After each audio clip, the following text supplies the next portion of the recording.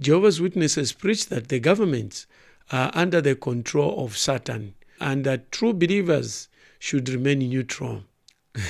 Surprisingly, right now, the Jehovah's Witnesses are suing the Norwegian government to return financial benefits and state recognition as a religious organization. Now, the question is, why are they suing the government, which is under the control of Satan? So is this really about religious freedom, or it is about power and money? First, let's get up to speed with what is happening in Norway. In December 2022, the Norwegian government deregistered the Jehovah's Witnesses in Norway and revoked state recognition and funding. And this resulted in the loss of millions of dollars that they were receiving from the Norwegian government and tax exemptions, among many others. The question is, why did this happen? It was because of their shunning practices and the ostracization of former members. So in the year 2020, and you can actually find this video on the Jehovah's Witness website, in the year 2020, they release a video update. It's video update 8, in which governing body member Tony Morris, who's now no longer a governing body member, coincidentally, he gives an update on a situation that's occurring between the Jehovah's Witness organization and the country of Norway. Mm-hmm. In this video, he basically says, hey, Norway's coming after us because of our position on disfellowshipping, our position on shunning, which props to Norway. Good job. But he said in the video, they're coming after us because of our policy on disfellowshipping. They want us to change it. And he's like, we are absolutely not going to do that. So in the year 2020, they pretty much let all the rank and file Jehovah's Witnesses know, and I knew this as well, I'd seen the update, that this whole legal thing's happening between the country of Norway and the organization. Fast forward to 2024, I believe it is, Norway makes a ruling. They completely strip away Jehovah's Witnesses' registration as a religious entity. Once you are disfellowshipped or excommunicated, as other denominations say, you are cut off from your community, including family members. What does deregistration mean? Deregistration means that they lost state recognition, state subsidies, the financial support that they received from the government of Norway, tax benefits, and legal authority to perform marriages. Now, this isn't a small loss. The Jehovah's Witnesses has been receiving significant funding from the Norwegian government for a long time, and now that's all gone. The organization was getting $1.5 million for over 3 decades. So they've already gotten over almost, $50 million. They've gotten a lot of money. But now that they've been stripped of their status, they lose all that money. They lose all that free money they're getting. And on top of that, now all their income becomes taxable. So they lose money. And on top of that, they have to pay for all the court fees associated with the legal battle between the Norwegian Ministry of Families and Children and themselves. So they are out a lot of money. They're losing a lot of money. It's very clear what's going on here. So what did Jehovah's Witnesses do? They sued. And when they lost in March 2024, they appealed the decision. The current appeal trial started in February 2025 and is currently ongoing at the time of recording this video. Here's where things get interesting. Now, Jehovah's Witnesses teach that governments are part of what they call certain systems of things. Here's a quotation from their literature. We must remain neutral in order to be loyal subjects of God's kingdom. Otherwise, how could we have clean conscience when we preach the good news that only God's kingdom can solve mankind's problems? Watchtower, April. Therefore, they discourage political involvement, no voting, no military service. But now, please think for a moment about our anointed brothers and sisters during the World War I era. Now, it's true, they didn't have a clear understanding of Christian neutrality like we have today. But they did the best they could with the understanding that they had. For example, they knew that you should not bear arms and harm others. So as conscientious objectors, Many of them refused to have any share whatsoever in supporting the war effort. Others, though, lacking some understanding, agreed to accept non-combatant roles.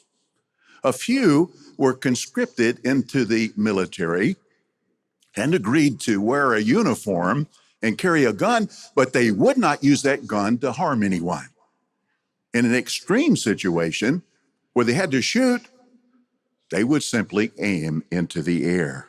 No singing the national anthem, no running for office, no national pride. Repudiate any form of prejudice, which is very divisive. We reject any form of nationalism.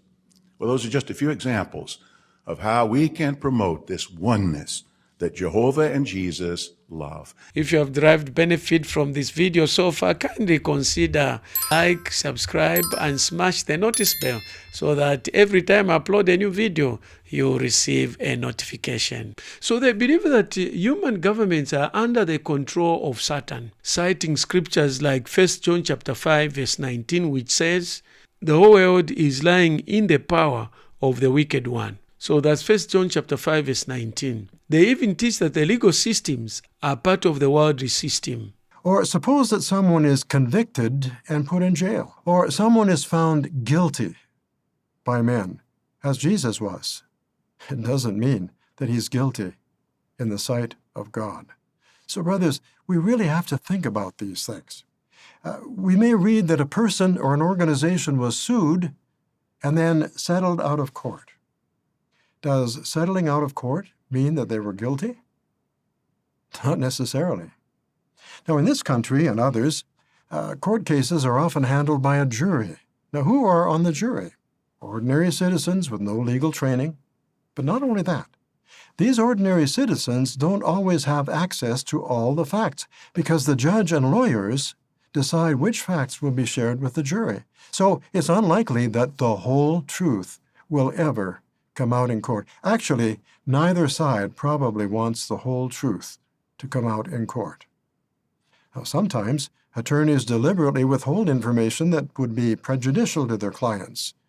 And in addition, the juries have prejudices like everyone else, and some of them just can't set their prejudices aside. Members are told even to avoid court cases unless it is absolutely necessary. Why are they now fighting so hard in court, which is part of the system of this world, which is under the control of Satan? This is a sharp contradiction. If governments are evil, why trust them to defend your religious freedom? This isn't about principles anymore. It is about protecting their money and power.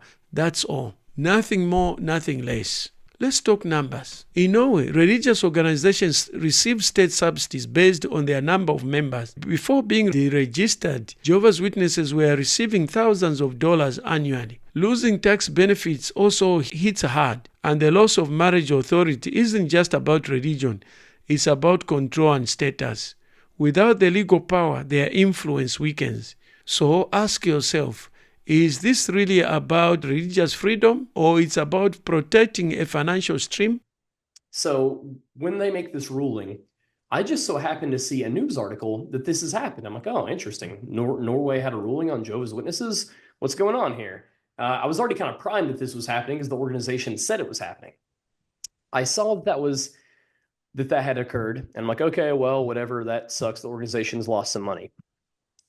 I want to say it was a week. It felt like a week after I had seen that news article that the organization comes out with an update. And the update, conveniently, is a change to how disfellowshipping is carried out. It's this new light that Jehovah's Holy Spirit has revealed to all his people. It's this new light, this true doctrine of how you should treat disfellowshipped people. What a beautiful thing that just occurred, that we got this new light from our faithful slave. What a coincidence. What a coincidence. They do this, and I instantaneously make the connection between their monetary loss and the change in doctrine. And I'm like, I see this and I'm like, what is happening here? And so I'm trying to process all this information.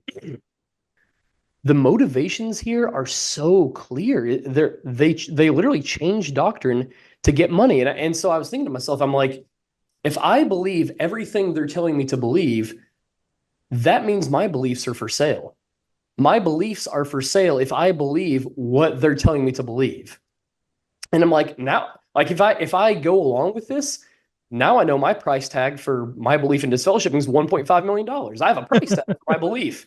I'm like, that's not good. And like I was kind of freaking out because I'm like, this is like clear and blatant corruption. If you have derived benefit from this video so far, kindly consider like, subscribe, and smash the notice bell so that every time I upload a new video, you'll receive a notification. Now here is where hypocrisy really kicks in. For regular members, they are told not to go to court. They are told to leave everything in Jehovah's hands. Now, I'm wondering why they are not leaving everything in Jehovah's hands when it comes to the organization. Here's what they've said. True Christians do not take fellow believers to court, trusting instead in Jehovah's ability to handle disputes. Watchtower, March 2012. So members who disagree with the organization policies or have disagreements with fellow members are discouraged from taking legal action. Even when members are unfairly disfellowshipped, they are told not to fight it legally. But when the organization money and power is at stake, suddenly it becomes okay to take the government to court, to fight for their freedom in the system of this world, the system that is under the control of Satan. But why is it okay for the organization to fight it out in court, but not for individual members? Now, this is clear double standards. There's one rule for the leadership, another for the members. Now, let's listen from people who lived through this. During the Norway appeal, former Jehovah's Witnesses have testified about their experiences with shunning. Many describe the emotional and psychological toll of being cut off from family and friends. These testimonies have played a big role in the government's case against Jehovah's Witnesses. Former members argue that this isn't just a religious practice, it's emotional abuse. The fact that children are baptized and later shunned if they leave is a major concern in Norway, where children's rights are strongly protected. While JW claim that they are victims of religious discrimination, former members are saying, no, the real victims are the people you are shunning. So what's really going on here? Jehovah's Witnesses preach separation from the world, but their actions show they are willing to fight for world benefits when it suits them. They say that they rely on Jehovah's support, but when money and power are on the line, they turn to Satan's system for help. Is this really about protecting religious freedom, or it's about protecting their bank account? And so I was wrestling with that.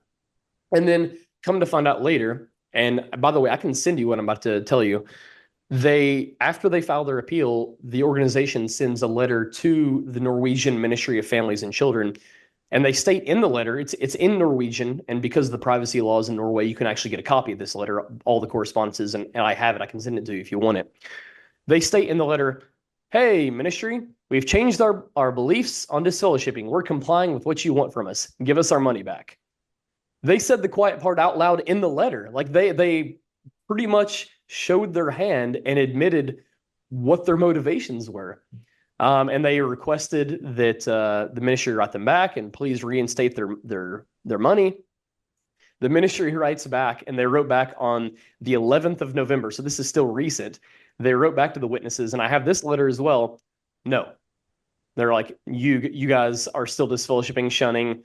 It's what the changes you made are not even close to adequate. You don't get your money back. On the world scene, if the entire world is looking at this event, it's an extremely embarrassing event. They have made this change, sold it as new light to the members to get their money back, only to fail.